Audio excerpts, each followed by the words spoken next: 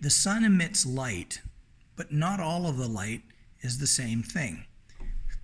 We have the spectrum. Most of you are used to the spectrum being red, orange, yellow, green, blue, indigo, violet.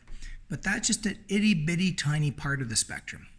The spectrum goes way past it in either direction. So if this was a piano keyboard, these would be the notes way on the left, these would be the notes way on the right. This would be the notes in the middle. You know the dogs can hear notes that are off the end of the piano scale that we can't hear. So if the entire electromagnetic spectrum represented a piano scale, we can only hear the middle note. This is expanded. We just perceive the tiniest chunk of visible light. If we go below visible light to infrared, you will feel it as heat. If we go above visible light to ultraviolet, it will burn your skin.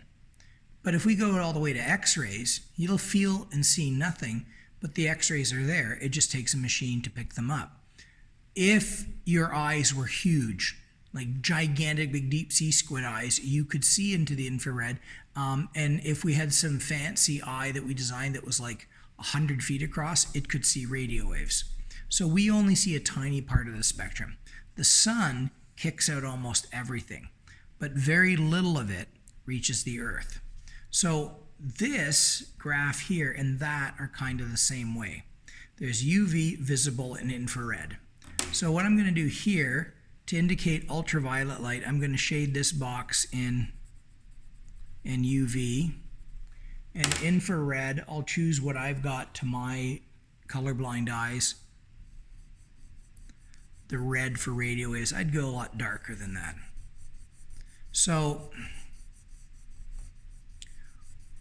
and for the visible, you can just put some rainbow stripes in here.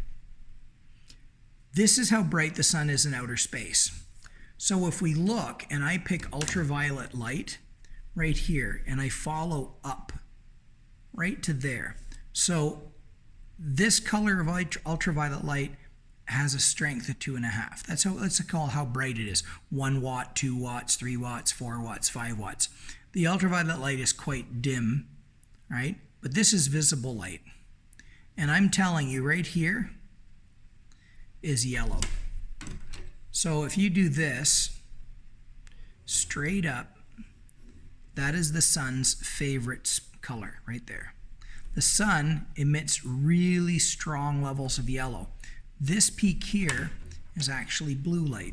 So the sun gives off a lot of blue light. That is its actual brightest color. It's not a yellow star, it's a white star, and the blue is brighter than the yellow.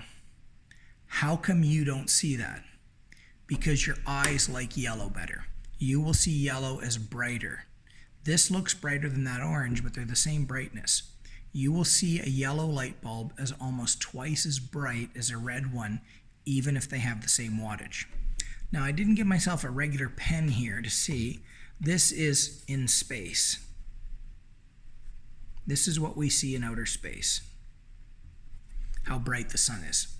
So on the ground, the UV level could be 0, but if we go straight up the page, we went to outer space, the UV level would be dangerous.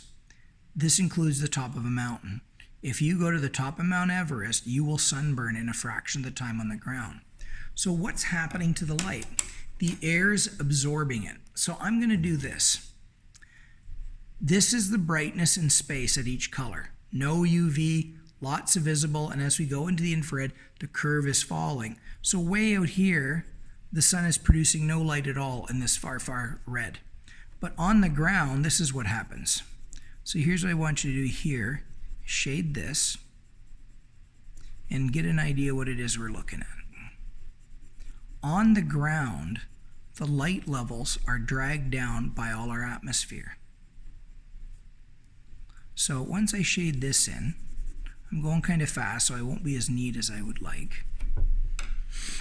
Right here, if you went up to the altitude of the space station, lots of infrared of this color are getting in, but the Earth's atmosphere actually totally eliminates it. So what would you feel if I lifted you to the space station? This infrared is heat. You would feel hotter in space. Right now, the sunlight levels on Earth in the yellow color are way down here. But if you went up into space, the sun would get way brighter. So what's happening is the Earth's air is lowering the brightness of the sun completely. But what's really important is those UV levels fall to almost nothing in the air. That saves our skin. And then the air, the moisture in the air, cuts a lot of the heating of the sun out. Okay? So these gaps are where the sun's heat was blocked by the air. So this is what the sun does, and this is what the Earth's air does to it. It cuts the levels down so we can survive.